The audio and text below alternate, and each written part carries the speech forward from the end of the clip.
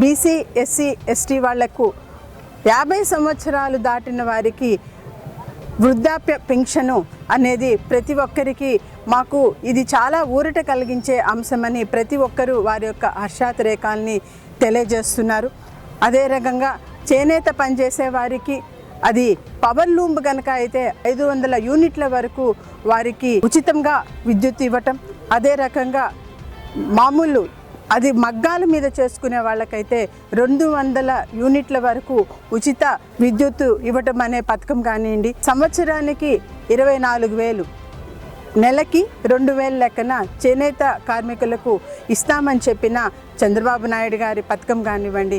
కాబట్టి ఇది మాకు తప్పకుండా చాలా ఊరట కలిగించే అంశమని ప్రతి ఒక్కరూ మనసులో మాట బయట పెడుతూ తప్పకుండా తెలుగుదేశం సైకిల్ గుర్తుకే ఓటేసుకుంటామని చెప్తూ ఉన్నారు. సైకిల్ గుర్తుకి ఓటేద్దాం, నారాయణను గెలిపిద్దాం.